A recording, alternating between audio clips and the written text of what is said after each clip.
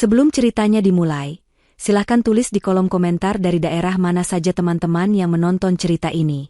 Jangan lupa like dan subscribe agar channel ini bisa semakin berkembang dan bisa mempersembahkan cerita yang lebih menarik lagi.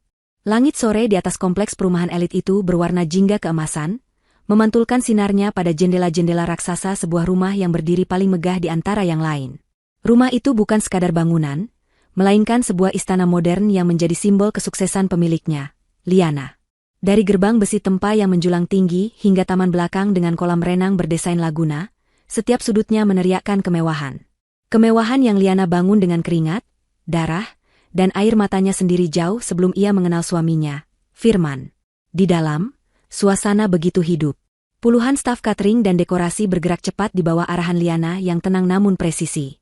Malam ini adalah malam yang penting, acara kumpul keluarga besar pertama yang ia adakan di rumah ini. Ia ingin semuanya sempurna, bukan untuk pamer, tapi sebagai wujud baktinya, caranya membahagiakan orang-orang yang ia sayangi, terutama suaminya, Firman, dan ibu mertuanya, Ibu Maya. Liana, dalam balutan gaun sederhana namun elegan, memeriksa rangkaian bunga lili di tengah lobi utama. Aromanya yang lembut dan menenangkan kontras dengan debar halus di dadanya. Pastikan semua hidangan tetap hangat, Pak, ujarnya lembut pada kepala catering. Dan tolong, untuk minuman selamat datang, sajikan yang non-alkohol lebih dulu untuk menghormati anggota keluarga yang lebih tua. Pria parubaya itu mengangguk takzim. Baik, Bu Liana. Semua beres. Liana tersenyum, senyuman tulus yang selalu berhasil membuat siapapun yang bekerja dengannya merasa dihargai. Ia berjalan melintasi lantai marmer Italia yang dingin mengilap, menuju ruang keluarga di mana sofa-sofa bludru impor sudah tertata rapi. Pandangannya menyapu seluruh ruangan, memastikan tidak ada satupun detail yang luput. Ia merapikan posisi sebuah bantal, lalu menggeser vas bunga sepersekian inci hingga ia puas. Baginya, kesempurnaan adalah bahasa cinta. Langkah kaki terdengar dari tangga spiral yang megah. Firman turun dengan gagahnya, mengenakan kemeja batik sutra pesanan khusus yang warnanya serasi dengan gaun Liana. Ia tersenyum lebar, senyuman yang dulu membuat Liana jatuh hati. Tampan, menawan, dan terlihat begitu memujanya. Sayang, kamu luar biasa, kata Firman sambil memeluk pinggang Liana dari belakang dan mengecup pelipisnya. Semuanya terlihat sempurna. Aku suami paling beruntung di dunia. Liana membalikkan badan dan merapikan kerah kemeja suaminya. Aku hanya ingin semua orang bahagia malam ini, Mas. Terutama Mas dan Ibu. Ibu pasti senang sekali, sahut Firman. Matanya berkeliling, menatap langit-langit berhias kristal dan lukisan-lukisan mahal di dinding. Kadang aku masih tidak percaya kita tinggal di tempat seperti ini. Liana tersenyum lembut. Ini rumah kita, Mas. Semua yang aku punya, itu punya Mas juga. Kalimat itulah yang selalu diucapkan Liana, dan kalimat itulah yang diam-diam menjadi candu bagi Firman dan ibunya. Sebuah kalimat tulus dari hati seorang istri yang mencinta, namun terdengar seperti sebuah cek kosong yang siap diisi di telinga mereka. Tak lama kemudian, bel pintu berbunyi. Tamu pertama yang paling ditunggu telah tiba. Ibu Maya datang dengan penampilan paling mencolok. Gamisnya berkilauan dengan payet, kerudungnya dililit dengan gaya rumit, dan perhiasan emas tampak menempel di setiap tempat yang memungkinkan. Leher, pergelangan tangan, dan jari-jarinya. Assalamualaikum, anak-anakku sayang. Serunya dengan suara melengking yang dibuat-buat agar terdengar ramah. Liana dan Firman serempak menyambutnya, mencium punggung tangannya dengan takzim. Waalaikumsalam, Bu. Ibu sehat? Sapa Liana dengan senyum hangat. Sehat, Nak. Ya ampun, menantuku cantik sekali malam ini. Puji Ibu Maya sambil matanya memindai gaun Liana dari atas ke bawah, otaknya dengan cepat menghitung perkiraan harganya. Dan rumah ini, Masya Allah, setiap kali kesini ibu selalu terkagum-kagum. Kamu memang hebat, Liana. Firman beruntung sekali mendapatkanmu. Pujian itu terdengar manis, namun di baliknya ada nada getir yang hanya bisa dirasakan oleh mereka yang peka. Liana, yang dibutakan oleh cinta dan rasa hormat, tidak pernah merasakannya.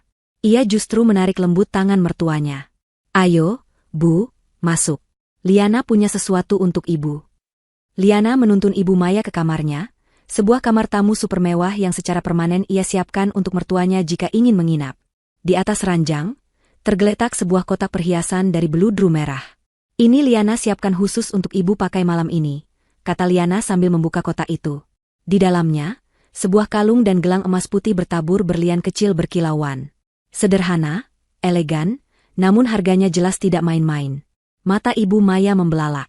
Seringai puas dan serakah yang coba ia sembunyikan tetap saja terlihat sepersekian detik sebelum ia berhasil mengubahnya menjadi ekspresi haru.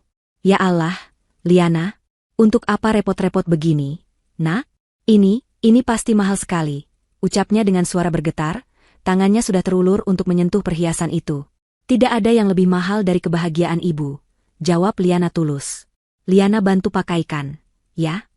Saat Liana dengan telaten memasangkan kalung itu di lehernya, Ibu Maya menatap pantulan dirinya di cermin besar. Ia melihat menantunya yang begitu tulus di belakangnya, lalu menatap kilau berlian di lehernya. Dalam hatinya, sebuah suara berdesis. Bodoh. Wanita ini terlalu bodoh. Semua kemewahan ini, semua kekayaan ini, seharusnya menjadi milikku dan Firman sepenuhnya, bukan hanya pemberian belas kasihan seperti ini. Setelah selesai, mereka kembali ke ruang utama yang sudah mulai ramai oleh sanak saudara. Liana segera berbaur, menyapa setiap paman, bibi, dan sepupu dengan ramah. Ia adalah tuan rumah yang sempurna. Di tengah kesibukannya, Liana dipanggil oleh kepala catering untuk menyelesaikan urusan administrasi pembayaran yang kurang. Ia pun pamit sebentar ke ruang kerjanya. Tas tangannya yang bermerek ia letakkan begitu saja di atas meja konsol dekat pintu masuk. Sebuah kebiasaan yang lahir dari rasa aman di rumahnya sendiri. Ibu Maya, dengan mata elangnya, melihat kesempatan itu. Dengan gerakan yang terlatih, ia berjalan santai mendekati meja konsol, pura-pura mengagumi sebuah guci antik di atasnya. Saat ia yakin tidak ada yang memperhatikan, tangannya dengan cepat menyelinap masuk ke dalam tas Liana. Ia tidak mengambil dompetnya. Itu terlalu berisiko. Ia hanya merogoh bagian dalamnya, merasakan tumpukan uang tunai yang selalu Liana siapkan untuk keperluan mendadak.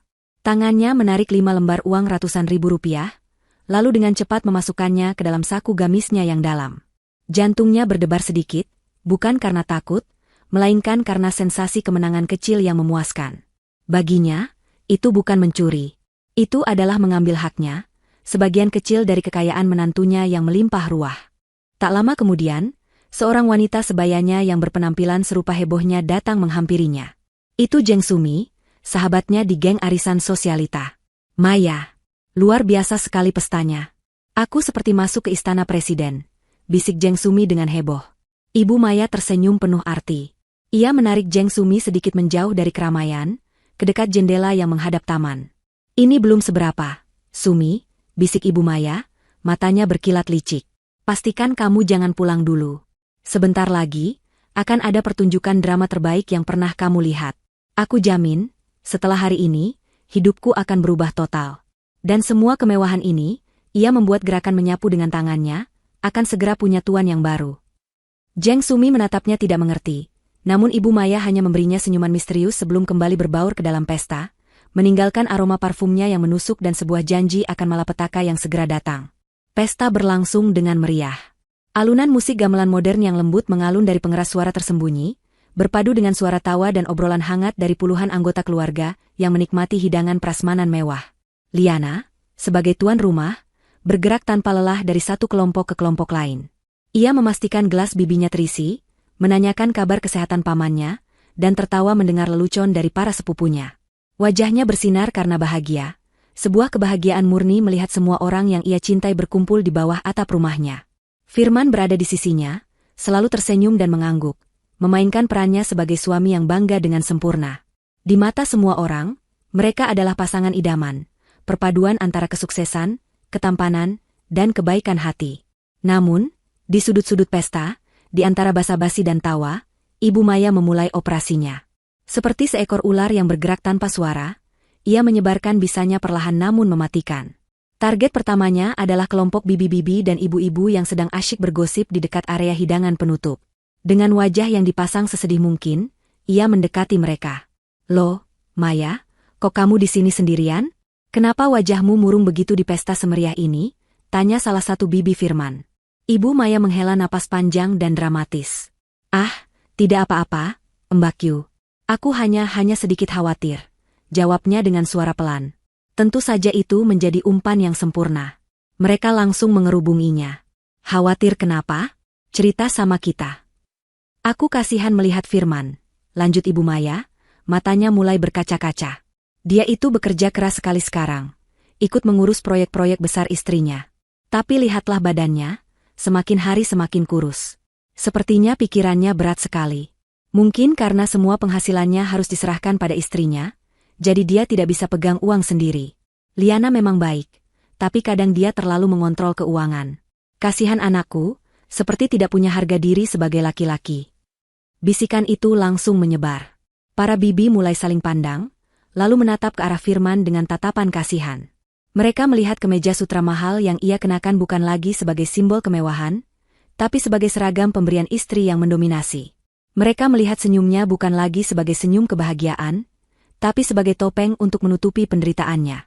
Benih keraguan pertama telah berhasil ditanam. Setelah itu, Ibu Maya bergerak ke target berikutnya, para sepupu dan kerabat yang lebih muda. Ia mendekati mereka yang sedang asyik bersuah foto. Dengan gaya seolah tidak sengaja, ia mengeluarkan ponselnya. Lihat deh. Ini loh, katanya rekan bisnisnya Liana. Ganteng ya, katanya sambil menunjukkan sebuah foto di galeri ponselnya. Foto itu adalah foto Liana yang sedang tertawa lepas saat makan siang bisnis dengan seorang klien dari luar negeri. Foto itu diambil dari sudut yang licik, membuatnya tampak seolah Liana dan pria itu sedang dalam suasana yang sangat akrab dan intim, tanpa ada orang lain di sekitar mereka. Wah, iya, Tante. Kelihatannya akrab sekali, komentar salah seorang sepupu perempuan. Ibu Maya terkekeh pelan. Iya, akrab sekali. Katanya sering bertemu sampai larut malam untuk rapat. Ibu sih percaya saja, Liana kan wanita karir. Tapi kadang ibu takut juga. Firman di rumah sendirian, istrinya di luar rapat terus dengan pria seganteng ini. Mudah-mudahan tidak terjadi apa-apa ya. Kalimat penutup yang seolah-olah mendoakan itu justru menjadi bensin yang menyulut api kecurigaan. Foto itu dengan cepat beredar dari satu ponsel ke ponsel lain melalui aplikasi pesan, disertai dengan bisik-bisik dan spekulasi liar. Reputasi Liana yang tadinya bersih tanpa noda, kini mulai tercoreng oleh fitnah yang dibungkus dengan keprihatinan palsu. Langkah terakhir dan yang paling penting adalah meracuni pikiran Firman secara langsung. Ibu Maya tahu betul di mana kelemahan terbesar anaknya. Harga dirinya sebagai seorang pria dan ketergantungannya pada sang ibu. Ia menunggu saat yang tepat, ketika Liana sedang sibuk mengobrol dengan kakek dan neneknya. Ia menarik lengan Firman, membawanya ke teras belakang yang sedikit lebih sepi. Firman, kita perlu bicara, nak, katanya dengan wajah serius. Ada apa, Bu? Jangan bikin panik. Acaranya kan sedang seru, jawab Firman, masih belum menyadari apapun. Justru karena ini, ibu harus bicara. Desak Ibu Maya, suaranya kini penuh kesedihan. Kamu lihat semua ini? Kemewahan ini? Apa kamu benar-benar bahagia, nak? Firman mengerutkan kening. Tentu saja Firman bahagia, Bu. Liana memberikan segalanya untuk kita. Memberikan? Atau mengikatmu? Potong Ibu Maya dengan tajam. Liana itu baik, Ibu akui, tapi kebaikannya itu membutakanmu. Kamu tidak sadar kalau kamu sudah tidak punya apa-apa lagi, Firman. Semua atas nama dia. Kamu bekerja untuk dia.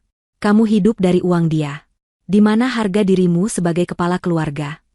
Kata-kata itu seperti jarum yang menusuk tepat di ego Firman. Wajahnya langsung berubah tegang. Maksud ibu apa? Ibu hanya ingin kamu sadar. Kamu lihat Liana ganti mobil baru bulan lalu? Beli perhiasan lagi? Tas-tas mahal yang tidak terhitung jumlahnya? Apa dia pernah bertanya padamu? Apa dia pernah bilang, Mas, ini uang hasil jerih payah kita berdua? Tidak, kan? Karena dia merasa semua itu miliknya. Dan kamu, anakku, hanya dianggap sebagai pajangan tampan yang bisa dia bawa ke pesta. Setiap kata Ibu Maya dirancang untuk menghancurkan kepercayaan diri Firman dan menggantinya dengan kebencian. Firman terdiam, pikirannya mulai kacau. Ia teringat beberapa kali Liana membuat keputusan finansial besar tanpa berdiskusi panjang dengannya. Dulu ia menganggapnya sebagai bentuk kepercayaan. Tapi sekarang, setelah diracuni ibunya, ia melihatnya sebagai bentuk peremehan. Melihat Firman sudah goyah, Ibu Maya melancarkan serangan finalnya. Ia mulai menangis, air mata buaya yang sudah ia latih berkali-kali di depan cermin. Ibu tidak tega lagi, nak. Selama ini ibu diam. Ibu coba tahan semua ini sendirian. Isaknya pilu. Tapi ibu tidak kuat lagi melihatmu diperlakukan seperti ini, dan dikhianati. Dikhianati? Suara Firman meninggi. Apa maksud ibu? Inilah saat yang ditunggu-tunggu. Dengan tangan gemetar yang dibuat-buat, Ibu Maya mengeluarkan sebuah amplop coklat tebal dari dalam tasnya. Amplop yang sudah ia siapkan jauh-jauh hari, berisi tumpukan kertas yang tampak meyakinkan. Sabar ya, nak. Kuatkan hatimu, bisiknya sambil menyerahkan amplop itu. Ibu tidak tega lagi menyimpannya. Ibu kumpulkan ini semua demi kamu. Demi menyelamatkanmu dari wanita ular itu. Lihat sendiri isinya, tapi jangan sekarang. Nanti saja kalau kamu sudah kuat. Firman menatap amplop itu, lalu menatap ibunya yang menangis terseduh-seduh. Tangannya terulur dan menerima amplop itu. Rasanya berat, bukan karena isinya, tapi karena beban pengkhianatan yang tiba-tiba terasa begitu nyata. Otaknya yang sudah lemah oleh hasutan kini benar-benar lumpuh. Ia tidak berpikir untuk bertanya, untuk memverifikasi, atau untuk bicara pada istrinya. Ia hanya merasakan amarah yang membuncah, sebuah amarah buta yang ditanamkan dengan sempurna oleh ibunya. Tepat saat itu, Liana datang menghampiri mereka dengan 2 gelas jus di tangannya. Senyumnya masih mengembang, sama sekali tidak menyadari badai yang baru saja terbentuk di hati suaminya. Mas, Ibu, kok di sini berduaan? Ayo gabung lagi di dalam, ajaknya riang. Lalu ia melihat wajah suaminya yang kaku dan mata ibunya yang sembab. Kalian lagi ngobrolin apa? Serius sekali. Percakapan mereka berhenti mendadak. Firman tidak menjawab, hanya menatap Liana dengan tatapan dingin yang belum pernah Liana lihat sebelumnya. Sebuah tatapan penuh kebencian dan kecurigaan. Ibu Maya dengan cepat mengusap air matanya dan memaksakan seulas senyum. Oh, tidak apa-apa, sayang. Hanya obrolan rindu antara ibu dan anak, dalihnya dengan suara yang masih serak. Namun Liana tahu ada sesuatu yang salah. Sangat salah. Ia merasakan hawa dingin yang aneh merayap di punggungnya, meski udara malam itu cukup hangat. Senyum di wajahnya perlahan memudar, digantikan oleh firasat buruk yang mencengkeram hatinya. Ia tidak tahu bahwa di dalam saku kemeja suaminya, tersimpan sebuah bom waktu yang siap meledak dan menghancurkan surga kecil yang telah ia bangun dengan susah payah. Firasat buruk yang dirasakan Liana bukanlah isapan jempol belaka. Setelah percakapan singkat yang dingin itu, suasana di antara mereka bertiga menjadi ganjil.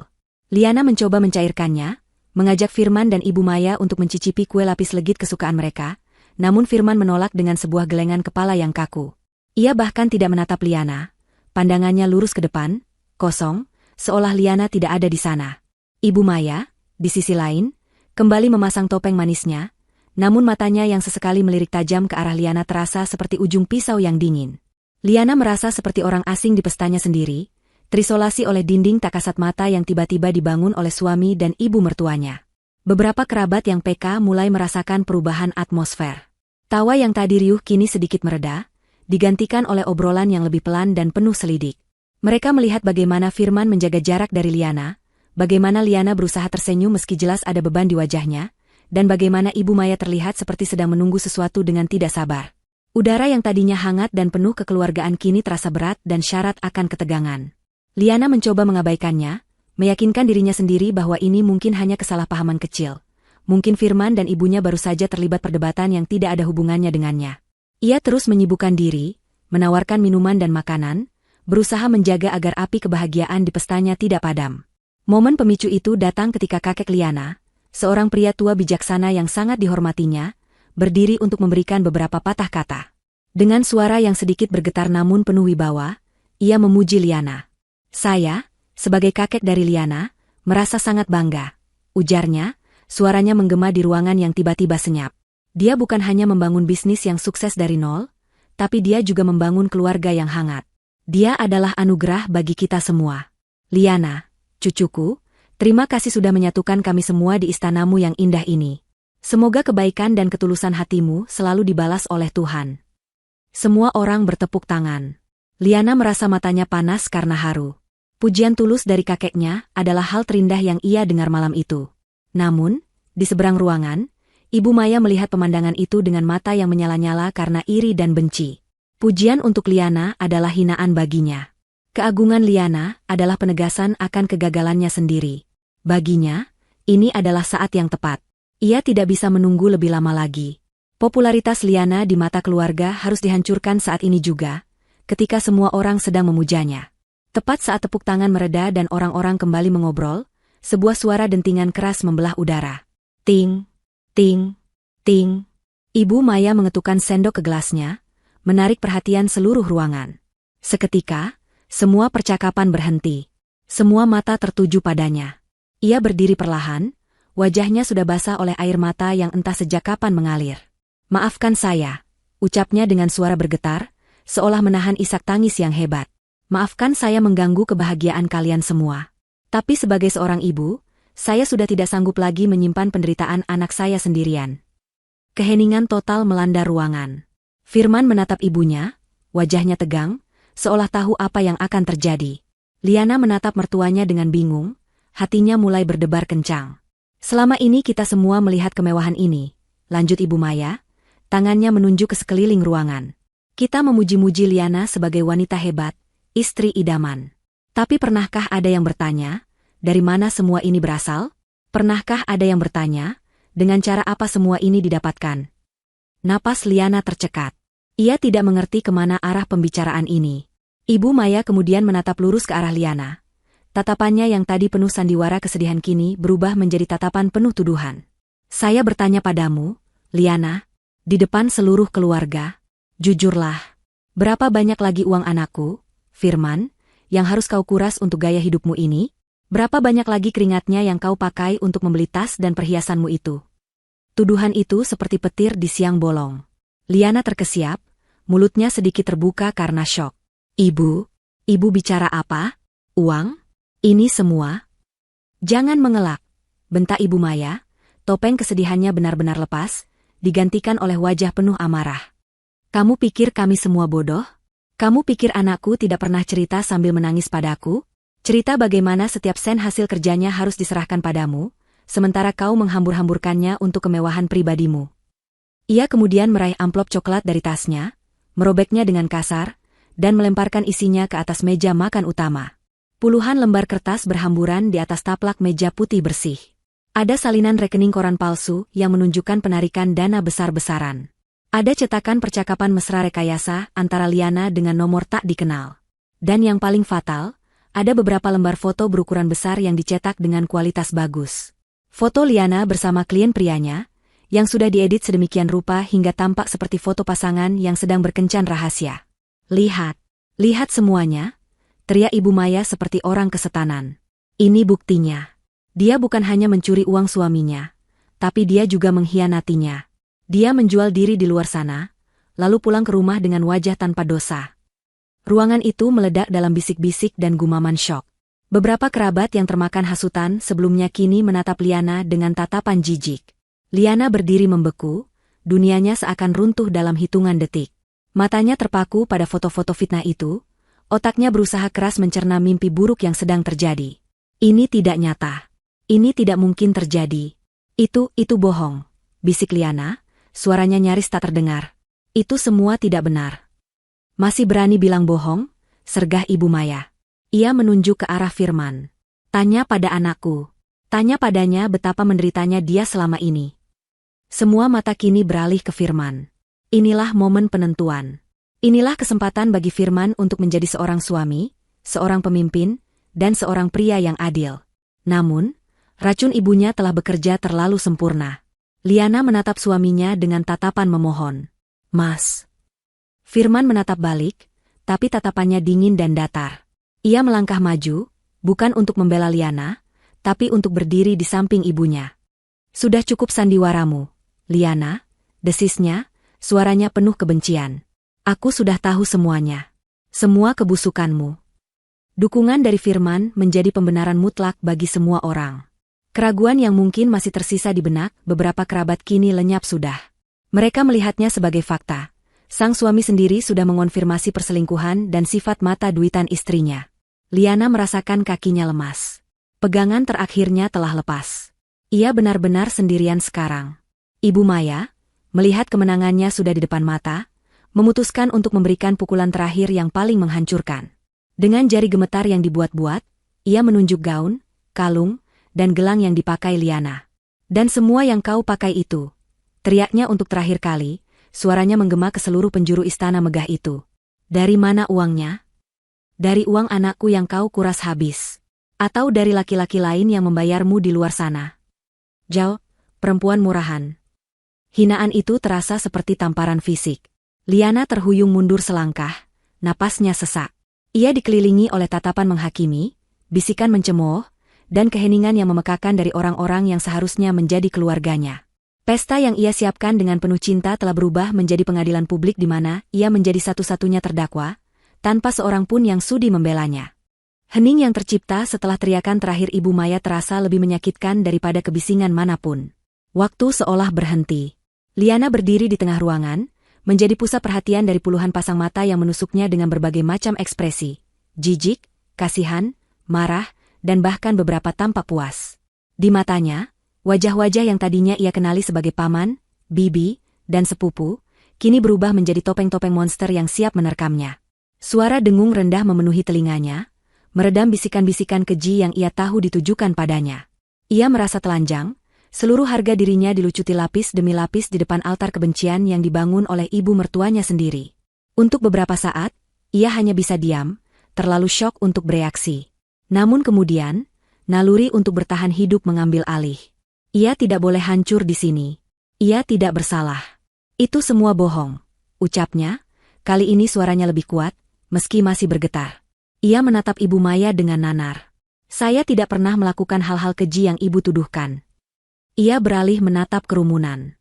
Foto itu adalah foto saya dengan klien dari Jepang, Pak Watanabe.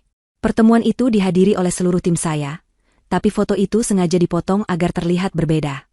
Rekening koran itu palsu. Saya bisa membuktikannya. Dan semua yang saya miliki, ia berhenti sejenak, menarik napas dalam-dalam. Semua ini saya beli dengan uang saya sendiri, dari perusahaan yang saya rintis sebelum saya menikah dengan Mas Firman.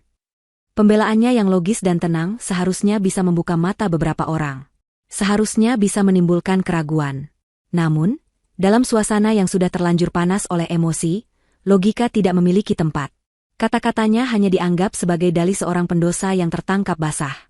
Masih saja mengelak, cibir seorang bibi dari pihak Firman. Sudah ada buktinya begitu, masih tidak mau mengaku. Timpal yang lain. Liana mengabaikan mereka. Baginya, hanya ada satu orang di ruangan ini yang pendapatnya berarti. Hanya ada satu orang yang bisa menghentikan mimpi buruk ini. Ia melangkah maju, melewati tatapan-tatapan sinis, dan berhenti tepat di hadapan Firman. Ia mengulurkan tangannya, mencoba menyentuh lengan suaminya, mencari sisa-sisa kehangatan dan kepercayaan yang dulu pernah ada. Mas, tolong, bisiknya lirih, seluruh harapannya tertumpu pada pria itu. Kamu kenal aku lebih dari siapapun. Kamu tahu bagaimana aku bekerja keras setiap hari. Kamu tahu aku tidak mungkin melakukan ini. Kita membangun semua ini bersama. Tolong, Mas, katakan pada mereka semua kalau ini bohong. Aku mohon. Air matanya akhirnya jatuh, mengalir di pipinya yang pucat. Ini bukan lagi air mata haru, melainkan air mata keputusasaan. Ia menatap mata suaminya, mencari secercah pembelaan, secercah keraguan, apapun yang menandakan bahwa suaminya masih di pihaknya. Namun yang ia temukan hanyalah kekosongan yang dingin, yang dengan cepat berubah menjadi kobaran amarah. Firman melihat wajah istrinya yang memohon, namun di benaknya yang telah keruh, bayangan foto-foto itu dan isak tangis ibunya jauh lebih dominan. Ego lelakinya yang terluka, yang telah dipompa dengan racun kebohongan, kini meledak tanpa kendali. Dengan kasar, ia menepis tangan Liana. Jangan sentuh aku, bentaknya, suaranya kasar dan penuh kebencian. Liana tersentak kaget. Percaya padamu? Firman tertawa sinis, tawa yang terdengar mengerikan. Bagaimana aku bisa percaya pada perempuan munafik sepertimu? Jadi selama ini di belakangku kau bersenang-senang dengan pria lain? Menghabiskan uangku dengan mereka? Hah? Setiap kata adalah sabetan pedang bagi hati Liana. Harapan terakhirnya hancur berkeping-keping. Pria yang ia cintai, yang ia layani, yang ia serahkan seluruh hidupnya, telah sepenuhnya mempercayai fitnah keji itu tanpa sedikit pun keraguan. Mata Firman yang kalap memindai sekeliling, mencari sesuatu untuk melampiaskan amarahnya yang meluap-luap. Pandangannya kemudian jatuh pada meja makan yang berantakan, di mana sisa-sisa hidangan pesta terhidang. Matanya terkunci pada sebuah mangkuk keramik putih yang berisi sambal padang. Warnanya yang merah pekat, dengan potongan cabai dan minyak yang menggenang, tampak seperti cerminan amarah di dalam dadanya. Sebuah ide gila dan kejam terlintas di benaknya. Tanpa berpikir dua kali, ia melangkah cepat ke arah meja dan menyambar mangkuk sambal itu. Para tamu yang melihatnya terkesiap, tidak tahu apa yang akan ia lakukan. Liana hanya bisa menatap suaminya dengan ngeri, kakinya seolah terpaku di lantai. Mas, kamu mau apa? Firman tidak menjawab. Ia berjalan kembali ke hadapan Liana, mengangkat mangkuk itu tinggi-tinggi. Di matanya tidak ada lagi cinta atau keraguan, yang ada hanya keinginan buta untuk menghukum dan mempermalukan. Ini hukuman untuk perempuan kotor sepertimu, raungnya. Dan kemudian, ia memiringkan mangkuk itu. Seluruh isinya, sambal, minyak, dan potongan cabai kasar, tumpah ruah, mengguyur Liana dari puncak kepalanya. Cairan kental yang dingin dan berminyak itu mengalir turun, membasahi rambutnya yang tertata rapi, menutupi wajahnya, dan meresap ke dalam gaun elegannya, meninggalkan jejak merah mengerikan seperti darah. Liana terkesiap saat rasa pedas yang menyengat langsung membakar mata dan kulit wajahnya. Ia terbatuk-batuk saat aroma cabai yang kuat menyesakkan pernapasannya. Untuk sesaat, ia tidak bisa melihat apa-apa, dunianya hanya berisi kegelapan dan rasa perih yang luar biasa. Ia bisa mendengar suara napas tertahan dari seluruh ruangan, beberapa bahkan diselingi tawa kecil yang tertahan. Di suatu tempat di dekatnya, ia samar-samar bisa melihat seringai kemenangan di wajah Ibu Maya. Firman melempar mangkuk kosong itu ke lantai, menimbulkan suara pecahan keramik yang memekakkan telinga. Ia menatap hasil perbuatannya dengan napas terengah-engah, dadanya naik turun karena amarah yang telah terlampiaskan. Liana hanya berdiri di sana, dia membeku, tubuhnya gemetar hebat. Sambal merah menetes dari ujung rambutnya ke lantai marmer yang mahal. Ia tidak lagi merasakan pedas di matanya. Rasa sakit fisik itu tidak ada apa-apanya dibandingkan dengan rasa sakit dan penghinaan yang menghancurkan jiwanya.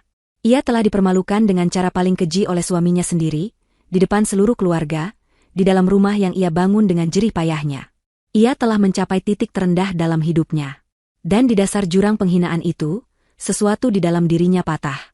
Sesuatu yang lembut dan pemaaf mati, dan dari kematian itu, sesuatu yang lain, sesuatu yang dingin dan keras seperti baja, mulai terbentuk. Keheningan yang pecah di ruangan itu begitu total, seolah suara pecahan mangkuk keramik tadi telah menyerap semua bunyi lainnya. Liana berdiri membeku, bukan karena takut, tetapi karena gelombang kejut yang merambat ke setiap sel di tubuhnya. Aroma pedas sambal menusuk hidungnya, rasa perih masih membakar matanya, dan cairan kental yang lengket itu terasa menjijikan saat menetes dari dagunya ke gaun mahalnya. Ia bisa merasakan puluhan pasang mata menatapnya, beberapa penuh rasa ngeri, yang lain dipenuhi kepuasan sadis. Ia adalah tontonan, sebuah spesimen hinaan yang dipajang di tengah museum kemewahannya sendiri. Di dalam dirinya, terjadi sebuah kataklisme. Cinta yang selama ini ia pupuk untuk Firman, yang ia anggap sebagai pilar hidupnya, retak dan hancur berkeping-keping dalam sekejap. Setiap kenangan manis, lamaran romantis di tepi pantai, janji setia di depan penghulu, tawa mereka saat mendekorasi rumah ini, semuanya kini tampak seperti adegan dalam sebuah film kebohongan. Pria yang baru saja menyiramnya dengan sambal bukanlah pria yang sama dengan yang ia nikahi. Atau mungkin, ini adalah wujud aslinya, dan selama ini Liana hanya mencintai sebuah ilusi yang ia ciptakan sendiri. Rasa sakit itu begitu luar biasa, begitu dalam, hingga melampaui kemampuan tubuhnya untuk menghasilkan air mata. Sakitnya berubah menjadi sesuatu yang lain. Sebuah kekosongan yang dingin dan hampa, seolah hatinya telah dicabut paksa, meninggalkan lubang menganga di dadanya. Ia tidak merasakan apa-apa lagi. Tidak ada cinta, tidak ada kesedihan, tidak ada amarah yang panas. Yang ada hanyalah kehampaan. Dan dari dasar kehampaan itulah, sesuatu yang baru mulai tumbuh. Bukan kelembutan atau pengampunan. Bukan pula harapan. Melainkan sesuatu yang keras, dingin, dan tajam seperti pecahan es. Sebuah kesadaran yang jernih dan brutal, ia telah memberikan segalanya untuk orang yang salah. Ia telah membuang mutiara di hadapan mereka yang hanya mengerti lumpur. Kesadaran itu tidak membuatnya ingin menangis. Kesadaran itu membuatnya ingin bangkit. Dengan gerakan yang lambat dan terkontrol, yang membuat semua orang yang melihatnya menahan napas, Liana mengangkat tangannya. Bukan untuk menyerang atau menampar, melainkan untuk mengusap wajahnya. Jari-jarinya dengan tenang membersihkan gumpalan sambal dari kelopak matanya, mengabaikan rasa perih yang menyengat. Ia tidak meringis. Wajahnya datar tanpa ekspresi. Setiap gerakannya begitu anggun dan berwibawa, kontras dengan penampilannya yang kotor dan terhina. Para tamu yang tadinya berbisik-bisik kini terdiam. Tawa yang tertahan lenyap. Mereka semua mengharapkan drama, tangisan, jeritan, atau pingsan. Mereka tidak siap menghadapi ketenangan yang mengerikan ini. Firman dan Ibu Maya, yang berdiri dengan angkuh menunggu kehancuran total Liana, mulai merasakan firasat tidak enak. Wanita yang mereka coba hancurkan tidak terlihat hancur. Ia terlihat seperti sedang melalui sebuah transformasi. Liana membuka matanya perlahan. Pandangannya yang tadinya kabur, karena sambal kini menjadi jernih. Sangat jernih. Ia menatap lurus ke depan, melewati semua orang, dan berjalan dengan langkah yang mantap menuju meja makan. Kerumunan itu secara refleks memberinya jalan, seolah mereka berhadapan dengan seorang ratu yang sedang berjalan menuju tahtanya, bukan seorang wanita yang baru saja dipermalukan.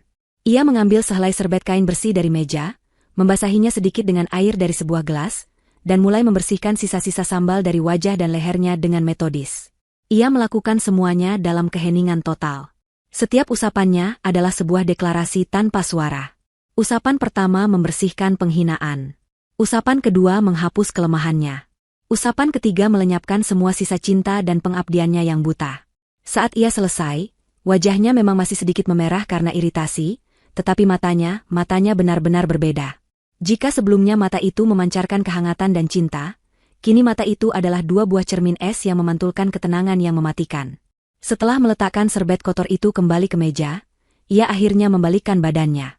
Ia tidak menatap kerumunan. Ia tidak menatap Ibu Maya. Ia hanya menatap satu orang, Firman. Pria yang berdiri di sana, masih dengan sisa-sisa keangkuhan di wajahnya yang kini mulai tercampur dengan kebingungan. Waktu terasa melambat saat Liana menatap lurus ke dalam mata suaminya. Ia tidak lagi melihat pria yang ia cintai. Ia melihat seorang pengecut. Seorang anak mama yang lemah. Seorang parasit yang telah menggerogoti kebaikannya hingga kering. Dan ia tidak merasakan apa-apa selain rasa jijik yang dingin. Bibirnya yang pucat akhirnya terbuka. Suara yang keluar bukanlah jeritan atau isak tangis, melainkan suara yang tenang, datar, dan tanpa emosi. Suara yang justru terdengar lebih mengancam daripada amarah manapun. Sudah selesai pertunjukannya? Pertanyaan sederhana itu menggantung di udara, lebih berat daripada ribuan kata makian. Itu bukan pertanyaan memohon. Itu adalah sebuah pernyataan. Sebuah garis batas yang baru saja ditarik dengan darah dan air mata penghinaan. Firman dan Ibu Maya menatapnya, terperangah. Mereka telah melempar batu pada seekor domba, namun yang bangkit dari lumpur bukanlah domba yang terluka, melainkan seekor singa betina yang baru saja dibangunkan dari tidurnya. Keheningan yang mengikuti pertanyaan Liana terasa lebih mencekik dari sebelumnya. Firman dan Ibu Maya hanya bisa menatapnya dengan mulut sedikit terbuka, tidak mampu memproses pergeseran kekuasaan yang terjadi begitu cepat. Mereka telah mempersiapkan diri untuk menghadapi tangisan dan permohonan, bukan ketenangan sedingin es yang kini terpancar dari wanita di hadapan mereka. Pertanyaan Liana tidak dijawab, dan memang tidak membutuhkan jawaban. Itu adalah gong yang menandai akhir dari babak penderitaan, dan dimulainya babak pembalasan. Liana tidak menunggu mereka pulih dari keterkejutan. Dengan punggung yang lurus dan kepala terangkat tinggi, ia membalikkan badan, mengabaikan mereka seolah mereka hanyalah perabot tak berarti di dalam ruangannya. Tangannya yang masih sedikit gemetar, bukan karena takut tetapi karena adrenalin, meraih ponsel yang ada di sakunya. Untungnya benda itu aman dan kering. Jarinya bergerak dengan cepat dan pasti di atas layar. Para tamu hanya bisa menonton dalam diam, seolah terhipnotis. Mereka menyaksikan Liana menekan sebuah nomor dan menempelkan ponsel itu ke telinganya. "Halo, Pak Handoko. Selamat malam. Maaf mengganggu Anda di luar jam kerja." Suara Liana terdengar jelas dan tegas di ruangan yang sunyi itu. Tidak ada jejak getaran atau tangis. "Saya butuh bantuan Anda segera." Ada jeda sejenak saat ia mendengarkan jawaban dari seberang. "Tolong siapkan surat cerai atas nama saya, Liana Wijaya, terhadap suami saya, Firman Aditama. Lakukan gugatan secepat yang dimungkinkan oleh hukum," lanjutnya. Sebuah napas tertahan kolektif terdengar dari seluruh ruangan. Firman tersentak, wajahnya pucat pasi. "Liana, apa yang kau lakukan?" Liana mengangkat satu tangannya ke arah Firman, sebuah isyarat untuk diam, tanpa sedikitpun mengalihkan perhatiannya dari panggilan telepon itu. Matanya menatap lurus ke dinding di hadapannya, dingin dan tak terbaca. "Ya, saya 100% yakin, Pak. Tidak ada mediasi. Lanjutkan prosesnya," katanya lagi ke telepon. "Dan ada tambahan. Saya ingin Anda mengajukan tuntutan hukum atas pencemaran nama baik dan fitnah terhadap suami saya, Firman Aditama, dan ibu mertua saya, Maya Suryani. Saya memiliki lebih dari 50 saksi mata di sini yang bisa memberikan keterangan atas kejadian malam ini." Kali ini, Ibu Maya yang terkesiap. Wajahnya yang tadi penuh kemenangan kini berubah menjadi topeng kepanikan. Tuntutan hukum? Penjara? Itu tidak pernah ada dalam rencananya. "Satu hal lagi, Pak Handoko," tambah Liana, suaranya menjadi lebih dingin. Tolong segera siapkan surat pengosongan resmi untuk 2 properti atas nama saya. Satu adalah rumah yang saat ini saya tempati di kompleks ini. Satu lagi adalah rumah di kawasan Permata Hijau. Beri mereka waktu 24 jam untuk mengosongkan properti tersebut secara sukarela. Terima kasih atas kerja cepat Anda. Liana menutup teleponnya dan memasukkan kembali ponsel itu ke sakunya. Kemudian, dengan gerakan yang sama lambat dan menakutkannya, ia berbalik untuk menghadapi mereka. Badai yang tadi ia tahan di dalam dirinya, kini siap untuk ia lepaskan dalam bentuk petir penghakiman. Ia menatap Firman, pria yang beberapa menit lalu adalah suaminya, kini hanyalah orang asing. Dengar baik-baik, Firman, ucapnya, setiap kata diucapkan dengan penekanan yang tajam. Rumah yang kau sebut istanamu ini, berdiri di atas tanah dengan sertifikat hak milik atas nama Liana Wijaya. Dibeli lunas dengan uang dari perusahaan saya, 3 tahun sebelum saya bertemu denganmu. Ia berhenti, membiarkan informasi itu meresap. Mobil sedan sport di garasi yang selalu kau pamerkan pada teman-temanmu, BPKB dan faktur pembeliannya juga atas nama Liana Wijaya. Koleksi jam tangan mewah di laci kamarmu, semua adalah hadiah dariku. Kartu kredit platinum tanpa batas di dompetmu, itu adalah kartu tambahan dari rekening pribadi saya. Liana mengambil langkah mendekat, matanya tidak berkedip. Mulai detik ini, Firman, semua fasilitas itu saya cabut. Anggap dirimu sudah tidak punya apa-apa lagi. Napas Firman tercekat. Liana, jangan gila. Kamu tidak bisa melakukan ini. Ini rumah kita. Harta Gonogini, teriaknya panik. Liana tertawa. Bukan tawa bahagia, melainkan tawa dingin dan hampa yang membuat bulu kuduk merinding. Harta Gonogini? Mungkin kau lupa dengan perjanjian pranikah yang kau tanda tangani, tanpa kau baca isinya dengan teliti? Perjanjian yang dengan jelas menyatakan bahwa semua aset yang kumiliki sebelum menikah dan semua keuntungan yang dihasilkan dari aset tersebut, selamanya adalah milikku pribadi. Kau tidak punya hak 1 sen pun. Wajah Firman berubah seputih kertas. Ia ingat perjanjian itu, selembar kertas yang ia anggap formalitas cinta, yang ternyata adalah benteng pelindung Liana. Kemudian, Liana mengalihkan pandangannya pada Ibu Maya, yang kini berdiri gemetar di belakang putranya. Dan Anda, Ibu Maya, kata Liana, sengaja menggunakan panggilan formal untuk menciptakan jarak yang tak terjembatani. Rumah nyaman di Permata Hijau yang saya belikan agar Anda bisa hidup tenang di hari tua, yang ternyata Anda gunakan sebagai panggung untuk pamer pada teman-teman arisan Anda, itu adalah hadiah dari saya. Dan seperti semua hadiah yang diberikan tanpa ketulusan, saya berhak mengambilnya kembali. Saya beri Anda waktu sampai besok sore untuk mengemasi pakaian Anda dan keluar dari rumah itu. Lanjut Liana, suaranya setajam silet. Lewat dari waktu itu, tim keamanan saya yang akan memastikan rumah itu kosong, dengan atau tanpa barang-barang Anda di dalamnya. Paham? Ibu Maya tidak bisa berkata-kata. Mulutnya hanya membuka dan menutup seperti ikan kehabisan air. Rencananya untuk mendapatkan harta menantunya justru berakhir, dengan membuatnya kehilangan satu-satunya aset berharga yang ia miliki.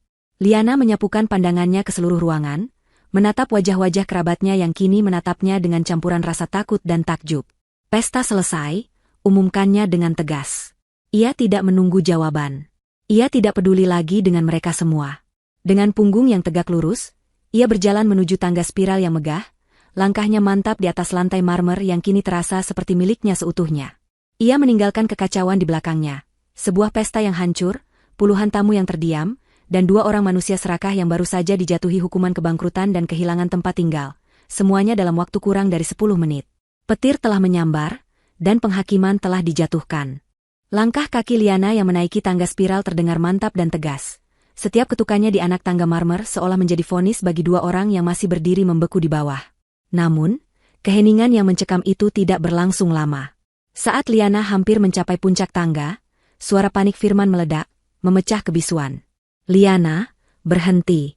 Kembali ke sini, teriaknya, suaranya naik beberapa oktav, campuran antara amarah dan ketakutan yang kentara. Kamu tidak bisa melakukan ini padaku. Aku ini suamimu. Kita selesaikan ini baik-baik, jangan seperti ini. Liana berhenti. Ia tidak menoleh, hanya punggungnya yang lurus dan kokoh yang terlihat oleh semua orang. Ia berdiri di puncak tangga, memandang rendah pada pemandangan di bawahnya. Dari posisinya, ia bisa melihat segalanya. Wajah pucat Firman, kepanikan yang mulai menjalari Ibu Maya, dan puluhan kerabat yang kini menatapnya dengan campuran rasa takut dan kagum. Ia telah mengubah panggung penghinaannya menjadi singgasananya. Melihat Liana berhenti, Ibu Maya mengira masih ada harapan. Ia salah mengartikannya sebagai keraguan. Dengan cepat, ia mengubah taktiknya. Wajah penuh kemenangan dan amarahnya luntur seketika, digantikan oleh topeng seorang ibu tua yang malang dan tersakiti. Air mata yang tadi merupakan senjata tuduhan, kini menjadi senjata permohonan. Ia berlari kecil ke dasar tangga, mendongak dengan tatapan paling memelas yang bisa ia kerahkan. "Liana, nak, tolong, jangan begini, nak," rengeknya, suaranya dibuat serak dan penuh penyesalan. Ibu hanya salah paham. Ibu terlalu sayang pada Firman, ibu takut dia kenapa-kenapa. Ibu minta maaf. Nak, ibu hilaf. Tolong jangan usir ibu dari rumah. Di mana lagi ibu harus tinggal di usia setua ini? Tolong ampuni ibumu ini, Liana." Pertunjukan itu begitu dramatis, begitu meyakinkan, hingga beberapa kerabat yang berhati lembut mungkin akan luluh. Ia mencoba meraih simpati, mencoba membalikan keadaan dengan memainkan peran sebagai korban dari rasa sayangnya sendiri. Namun, ia sedang berhadapan dengan Liana yang baru. Liana yang hatinya telah membeku menjadi es. Dari atas tangga, Liana menatap lurus pada ibu mertuanya. Tidak ada belas kasihan di matanya. Yang ada hanyalah kejernihan yang dingin. "Ampun." Suara Liana turun dari atas, tidak keras, namun memotong udara seperti pisau. "Anda meminta ampun kepada saya, Bu Maya?" Ia lalu tertawa kecil. Tawa yang sama sekali tidak mengandung kebahagiaan. "Anda benar-benar seorang aktris yang hebat. Tapi sayangnya, pertunjukan Anda sudah berakhir." "Anda bilang Anda sayang padaku," lanjut Liana, suaranya setajam baja. "Rasa sayang macam apa yang membuat Anda setiap beberapa minggu sekali, saat saya sedang bekerja di luar kota, diam-diam masuk ke kamar saya dan mengambil beberapa lembar uang dari laci meja rias saya?" Pernyataan itu jatuh seperti bom. Ibu Maya membeku di tempat, wajah memelasnya berubah menjadi horor murni. Matanya membelalak, mulutnya ternganga. "Anda pikir saya tidak tahu?" Liana melanjutkan tanpa ampun. "Anda pikir saya sebodoh itu? Saya memasang kamera CCTV tersembunyi di dalam kamar saya 6 bulan yang lalu. Tepatnya setelah saya curiga uang tunai saya sering sekali hilang dalam jumlah kecil. Saya punya rekamannya, Bu Maya. Puluhan rekaman. Rekaman Anda dengan santainya membuka laci saya, mengambil uang, lalu menyimpannya di dalam tas Anda." Liana berhenti sejenak, membiarkan setiap kata menyiksa pendengarnya. "Saya bahkan punya rekaman saat Anda pamer pada Jeng Sumi di telepon, bahwa Anda akan memakai uang tambahan dari saya untuk membayar cicilan terakhir arisan berlian Anda. Mau saya putarkan rekamannya sekarang di televisi layar lebar itu? Agar semua keluarga bisa ikut menonton bagaimana sebenarnya kelakuan Ibu Malang yang sedang Anda perankan ini." Ancaman itu adalah pukulan telak yang mematikan. Ibu Maya terhuyung mundur, seolah baru saja dipukul dengan benda tumpul. Seluruh darah seakan surut dari wajahnya. Ia tidak bisa lagi berkata-kata. Topengnya telah direnggut paksa, memperlihatkan wajah aslinya yang penuh keserakahan dan kelicikan di hadapan semua orang. Jeng Sumi, yang namanya disebut, langsung menunduk dalam-dalam, berharap lantai marmer bisa menelannya hidup-hidup. Firman menatap ibunya dengan tidak percaya, lalu menatap Liana dengan ngeri. Ia baru sadar bahwa ia telah bersekutu dengan seorang pencuri dan memfitnah seorang wanita yang ternyata telah mengetahui kebusukan mereka selama ini, namun memilih diam. Liana tidak memberikan mereka waktu untuk pulih. Ia mengeluarkan ponselnya lagi dan menekan sebuah tombol panggilan cepat. "Pak Johan, bisa tolong masuk ke dalam bersama tim Anda?" Beberapa detik kemudian, pintu utama yang menjulang tinggi itu terbuka. 2 orang pria berbadan tegap dan berseragam safari hitam, masuk dengan langkah tenang dan profesional. Mereka adalah kepala keamanan pribadi Liana dan wakilnya. Kehadiran mereka yang tiba-tiba dan mengintimidasi membuat suasana semakin tegang. Kedua pria itu berjalan ke arah Liana yang masih berdiri di puncak tangga, dan memberinya anggukan hormat. "Tolong," kata Liana dengan suara yang kembali tenang dan penuh perintah. "Pastikan Bapak Firman Aditama dan Ibu Maya Suryani meninggalkan properti saya malam ini juga. Sekarang juga." "Liana," jerit Firman, kini benar-benar panik. "Kamu tega mengusirku dari rumahku sendiri?" "Sudah kujelaskan," jawab Liana dingin. "Ini bukan rumahmu. Dan ya, aku sangat tega. Setega dirimu saat menyiram kepalaku dengan sambal di depan semua orang." Liana kemudian memberi perintah terakhir pada tim keamanannya. "Jangan biarkan mereka membawa apapun selain pakaian yang sedang mereka kenakan dan barang pribadi yang ada di saku mereka. Semua barang mewah yang ada di lemari, semua koleksi mereka, anggap saja sebagai donasi. Saya akan menyumbangkannya besok pagi." Itulah akhir dari segalanya. Para petugas keamanan itu mengangguk mengerti dan berjalan mendekati Firman dan Ibu Maya. Tidak ada kekerasan, hanya kehadiran mereka yang tegas dan tak terbantahkan. "Mari, Pak, Bu. Sebaiknya kita selesaikan ini dengan tenang," ujar Pak Johan dengan suara berat. Ibu Maya akhirnya pecah. Ia menjerit dan menangis histeris, bukan lagi tangisan sandiwara, tetapi tangisan nyata seorang pecundang yang telah kehilangan segalanya. "Jangan, ini rumah anakku. Kalian tidak berhak." Firman mencoba melawan, mendorong salah satu petugas, namun tenaganya tidak ada apa-apanya. Ia hanya bisa berteriak-teriak melontarkan ancaman kosong dan kata-kata makian pada Liana, yang hanya menatapnya dengan dingin dari atas. Prosesi pengusiran itu menjadi tontonan yang menyedihkan bagi seluruh keluarga. Mereka menyaksikan bagaimana Ibu Maya yang tadi begitu angkuh kini diseret keluar sambil meronta-ronta. Mereka melihat Firman yang tadi begitu gagah, kini tak lebih dari seorang pria panik yang kehilangan semua kekuasaannya. Pintu depan yang berat itu akhirnya tertutup di belakang mereka, bunyi debamnya menggema di seluruh ruangan, menyegel nasib mereka. Liana tetap berdiri di puncak tangga, menatap pintu yang tertutup itu. Ia tidak merasakan kemenangan. Ia tidak merasakan kepuasan. Ia hanya merasakan kehampaan yang luas. Ia telah memotong bagian paling beracun dalam hidupnya, dan kini yang tersisa hanyalah luka menganga yang harus ia sembuhkan sendiri. Malam yang tadinya sejuk ini terasa menggigit kulit Firman dan Ibu Maya saat mereka terlempar keluar dari gerbang besi tempa yang megah itu. Pintu gerbang tertutup di belakang mereka dengan suara dentang final, memisahkan mereka dari dunia kemewahan yang selama ini menjadi surga mereka. Mereka kini berdiri di trotoar yang remang-remang di sebuah kawasan elit, hanya dengan pakaian pesta yang melekat di badan. Ironisnya, kemeja batik sutra Firman dan gamis penuh payet Ibu Maya membuat mereka tampak seperti dua orang gila yang salah kostum. Keheningan di antara mereka pecah oleh isak tangis Ibu Maya yang penuh amarah dan penyesalan. "Ini semua salahmu," bentaknya sambil memukul lengan Firman. "Seandainya kamu bisa lebih tegas sebagai suami, perempuan itu tidak akan berani melawan kita. Kenapa kamu begitu lemah, Firman?" Amarah Firman yang tadinya ditujukan pada Liana kini berbalik pada sumber masalah yang sebenarnya. "Salahku? Ini semua rencana ibu? Ide ibu untuk memfitnahnya? Bukti-bukti palsu itu? Semua dari ibu. Aku hanya menurut. Dan sekarang lihat hasilnya. Kita jadi gelandangan," balasnya dengan suara tak kalah tinggi. "Aku melakukan itu semua untukmu, anak tidak tahu diuntung. Untukku atau untuk teman-teman arisan ibu?" Pertengkaran sengit mereka di pinggir jalan itu hanya berhenti ketika beberapa mobil mulai keluar dari gerbang, membawa para kerabat yang hendak pulang. Setiap mobil yang lewat akan melambat sejenak, penumpangnya menatap mereka dengan campuran rasa kasihan dan canggung, sebelum mempercepat laju kendaraannya. Tidak ada satupun yang berhenti untuk menawarkan bantuan. Dalam semalam, mereka telah menjadi paria. Panik mulai mengambil alih. Firman merogoh sakunya, mengeluarkan dompet kulit mahalnya. Masih ada sedikit rasa percaya diri yang tersisa. "Sudah. Kita cari hotel terbaik malam ini. Besok kita pikirkan cara untuk melawan Liana." Ia mengeluarkan ponselnya dan mencoba memesan taksi premium.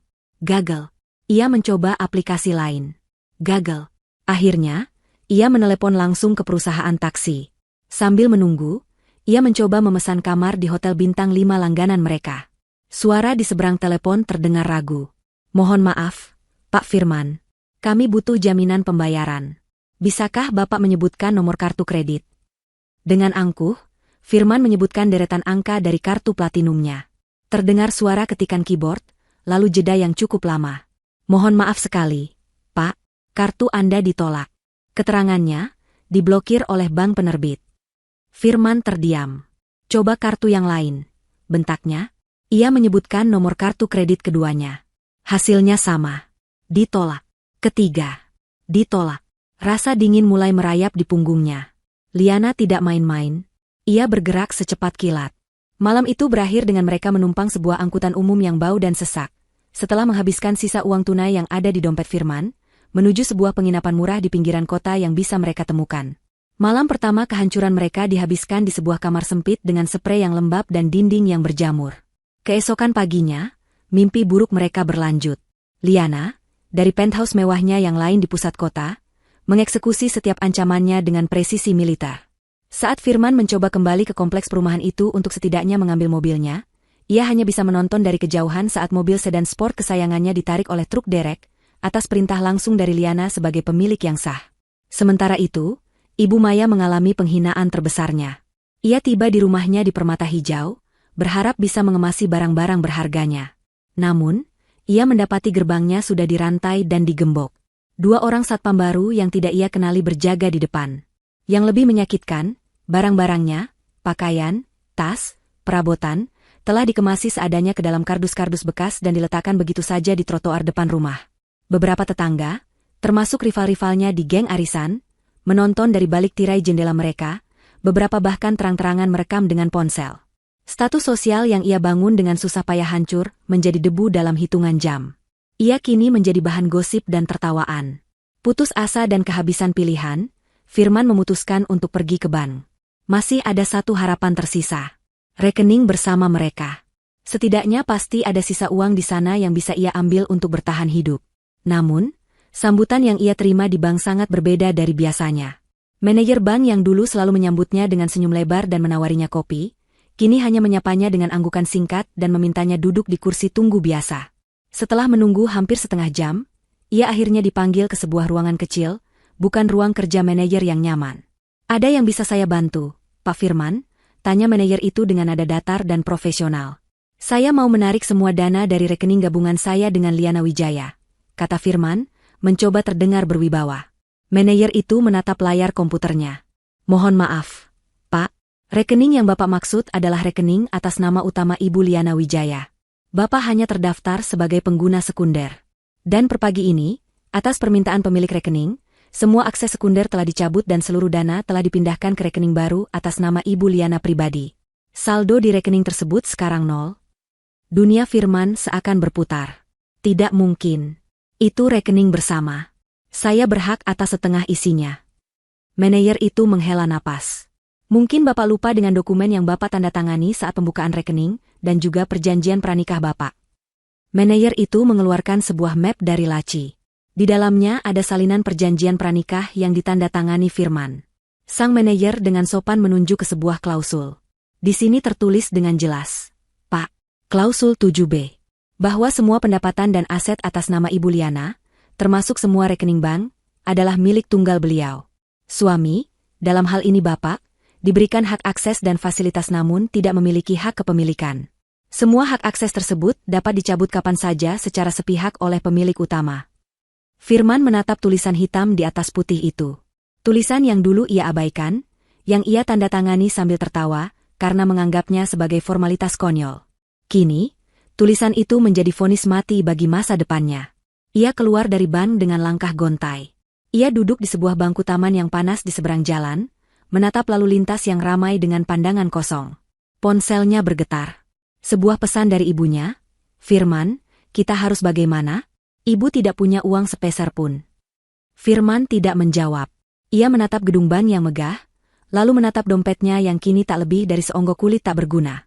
Realita akhirnya menghantamnya dengan kekuatan penuh. Ia bukan hanya bangkrut. Ia benar-benar tidak punya apa-apa.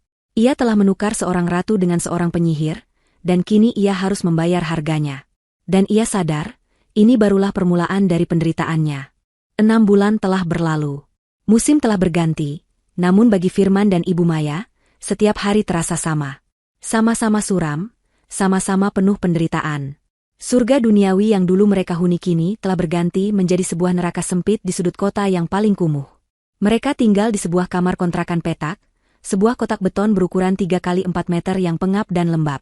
Dindingnya yang dulu berwarna putih kini dipenuhi noda jamur dan cat yang mengelupas. Hanya ada satu jendela kecil yang menghadap tembok tetangga, membuat sinar matahari menjadi barang mewah yang jarang mereka nikmati. Satu-satunya penerangan di malam hari adalah sebuah bola lampu pijar 15 watt yang tergantung lemah di langit-langit. Kemewahan telah menjadi kata dari masa lalu. Kasur empuk digantikan oleh selembar kasur kapuk tipis yang apek. Kamar mandi pribadi dengan air panas berganti menjadi kamar mandi umum yang harus berbagi dengan 10 keluarga lainnya, dengan antrean panjang di pagi hari. Suara alunan musik klasik telah ditukar dengan suara tangisan bayi, pertengkaran tetangga, dan drum motor yang seolah tidak pernah berhenti. Ini adalah dunia yang benar-benar berbeda, sebuah realitas pahit yang setiap hari menampar wajah mereka. Ibu Maya, wanita yang dulu menjadi ratu di lingkaran arisannya, kini tak lebih dari seorang wanita tua yang letih dan pemarah. Kulitnya yang dulu terawat kini kusam dan keriput. Tangannya yang dulu dihiasi cincin berlian kini kasar dan kemerahan, karena bekerja sebagai buruh cuci panggilan. Setiap pagi, ia berkeliling dari satu rumah ke rumah lain di kompleks menengah ke bawah, menawarkan jasanya, menahan hinaan dan upah yang tak seberapa hanya untuk bisa membeli beras dan sebungkus mie instan. Teman-teman sosialitanya telah lama menghilang. Mereka tidak lagi menjawab teleponnya, bahkan memblokir nomornya. Baginya, Ibu Maya adalah aib, sebuah pengingat akan nasib buruk yang bisa menimpa siapa saja. Sementara itu, Firman hancur dengan caranya sendiri. Pria tampan yang dulu selalu wangi dan berpakaian necis, kini terlihat kuyu dan tidak terurus. Jambang tipis tumbuh di wajahnya, rambutnya sedikit memanjang tak beraturan, dan matanya yang dulu berbinar kini kosong dan penuh penyesalan. Tanpa koneksi dan ijazah dari Liana, dan tanpa keahlian nyata selain menjadi suami pajangan, ia kesulitan mendapatkan pekerjaan.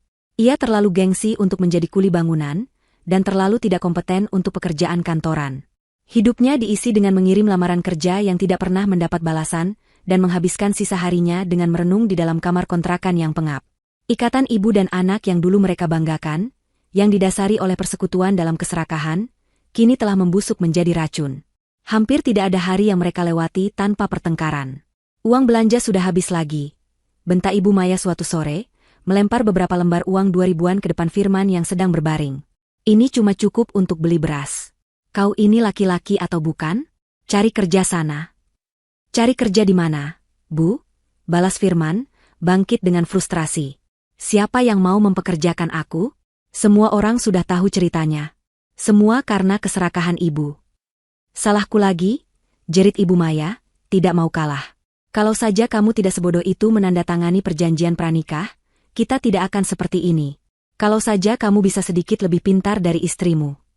Justru karena aku terlalu bodoh mendengarkan semua hasutan ibu. Aku menghancurkan hidupku sendiri. Aku kehilangan segalanya. Aku kehilangan Liana.